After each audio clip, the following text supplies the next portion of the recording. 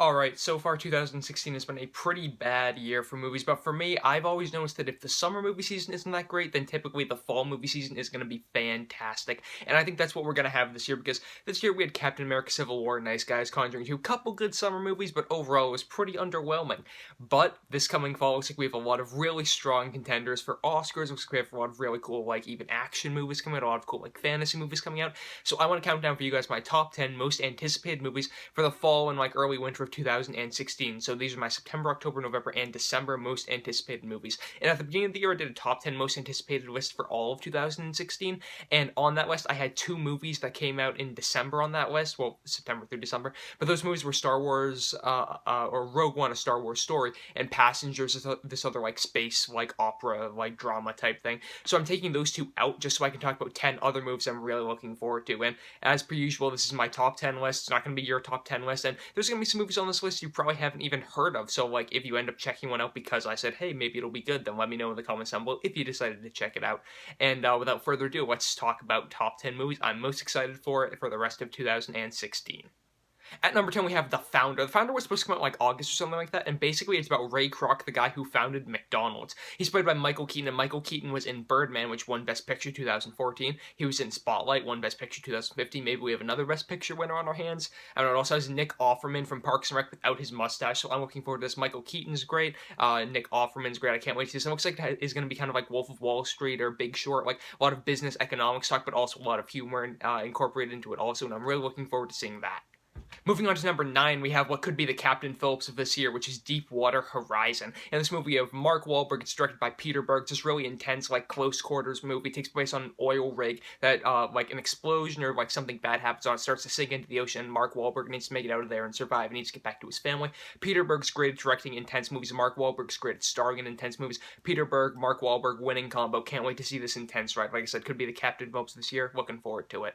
Moving on to number 8, oh hey, another Peter Berg, Mark Wahlberg movie is Patriots Day. Patriots Day tells the story of, like, the Boston bombings a couple years ago, the investigation that happened of trying to find the culprits behind that. I'm from Boston, so, I'm looking forward to seeing them hopefully pay respect to all the victims of this tragedy. I'm looking forward to seeing, like, the investigation aspects of it, and this movie comes out in New York, LA, and Boston. At the very end of the year, it looks like they might be going for some Oscar consideration. I hope the movie is Oscar caliber. Definitely is a story that could be, and I think it's going to be, like, a really important movie overall, too. So, Peter Berg, Mark Wahlberg taking up number 9 and 8 on this list. Can't wait to see Deepwater Horizon and Patriots Day.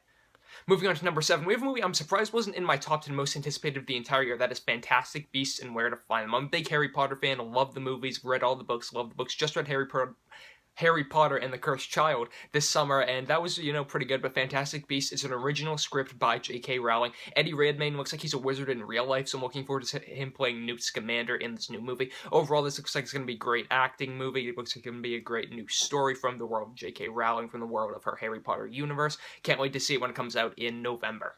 Moving on to number 6, another movie I'm surprised wasn't in my top 10 most anticipated of the entire year, but another wizard movie is Doctor Strange. I mean, Marvel's on, like, such a winning track right now. I mean, they can make a movie about Ant-Man, and that can end up being great. Doctor Strange looks like it's going to be this, like, mind-bending, like, very weird, bizarre type movie from a horror director, Scott Derrickson. He directed Sinister. That movie was really bizarre, and I think this movie's going to be really bizarre, too. But still some of those, like, great comedic tones that most Marvel movies we know nowadays do have. And in addition to that, I think that it's going to be, like, the most different movie in the Marvel universe, and it's going to set up, like, what we know the future of Marvel to be. They're going to bring in multiverse concepts. They're going to bring in, like, just a lot of magic and stuff like that. I think that's going to be important in the Infinity War movie and the next Avengers movie after that. So Doctor Strange, can't wait for that one too.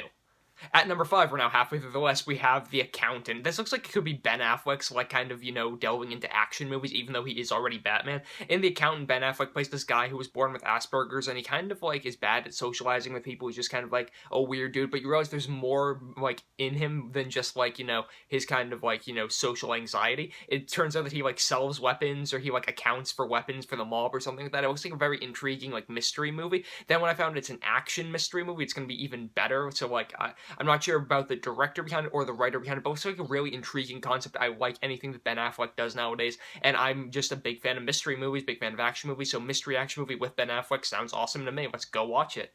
At number 4, another intense, like, suspenseful, thrilling movie is Blair Witch. Now, I wasn't, like, a huge fan, or, I mean, I like the Blair Witch Project. I mean, it's a fine movie and stuff like that, but it definitely could have been, like, updated. The thing when that movie came out is that it was marketed as a true stroke. These kids actually got lost in the woods of Maryland somewhere, and they're, like, gone, and, like, maybe a witch took them away or something like that. When this movie was coming out, it was originally marketed as The Woods, and The Woods was, like, a movie, it's like, okay, nobody really knows about it.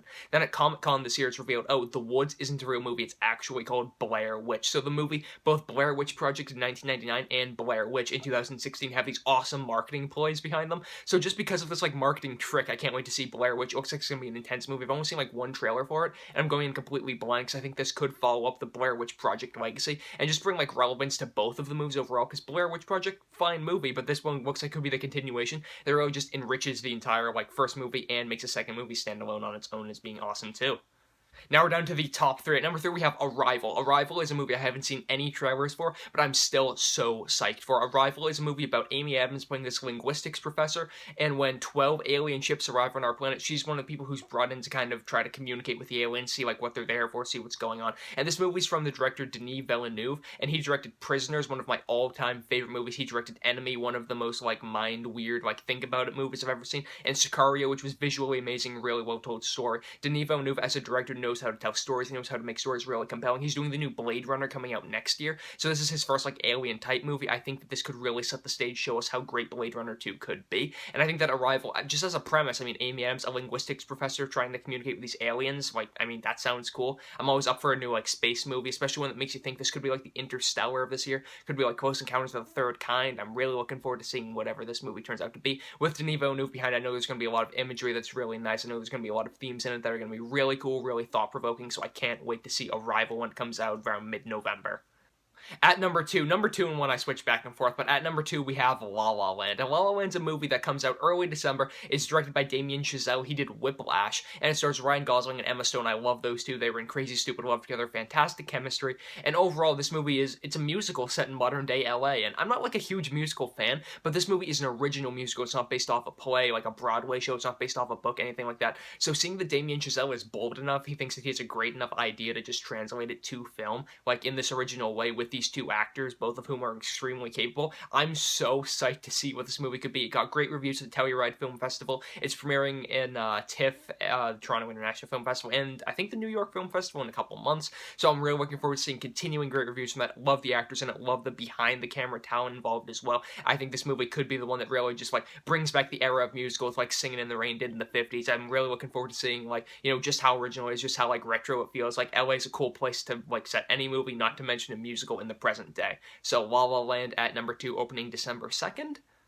But moving on to number 1, like I said, this is going to tie together kind of like everything I've been talking about in this review a little bit. This movie, I think, is going to have, at number 1, is going to have awesome themes. I think it's going to have awesome talent. I think I've heard great things about it coming out of Sundance. Not to mention, it takes place in and around the Boston area, and that is Manchester by the Sea. Another movie you guys probably haven't heard of, but Sundance, it premiered, and it wowed everybody there. I heard that it was just phenomenal. It stars Casey Affleck as this uncle of a kid, and the kid's dad dies, so Casey Affleck's brother passes away. Then Casey Affleck needs to come in and, like, take care of the kid, be the kid's guardian. He's, like, a teenager, so it's also kind of a coming-of-age story, but it looks like it's gonna be one of these, like, heartfelt, like, tight-knit family movies that were just, like, great back in the 80s and 90s, and not to mention it's gonna be, like, a coming-of-age story for this little kid. Watch the trailer, it'll have you laughing, it'll have you in tears. I hope that's what the entire movie's like. I really just want to see, like, another great coming-of-age story. We had a few great ones a few years ago with, like, The Spectacular Now and The Way Back, and I just want to, like, capture that, like, kind of those themes again in a movie, and I think Manchester by the Sea is gonna be the one that does it. Looks like this movie could be nominated for Best Screenplay, Best Director. It looks like the performances are just off the charts amazing.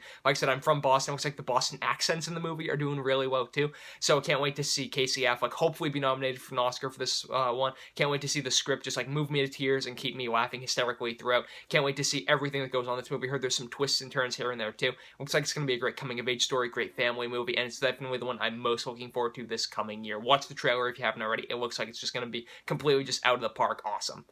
There were two movies I left off this list, one because of like some controversy going on around it, so I didn't want to talk about it, and one because I'm not sure if it's coming out in 2016 or not. So just like you guys can look up what those movies are, you can probably find them pretty easily. But overall, those are my top 10 most anticipated for the year. Let me see without looking at my computer if I can run down the top 10.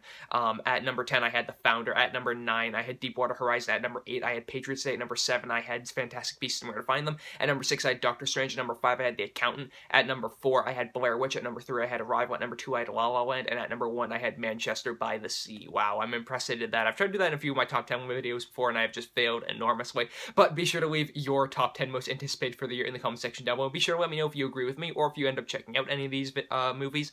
If you guys want to see some more posts from me, other top 10 lists, you guys can subscribe to this YouTube channel, and you can go over to mymoviethoughts.com.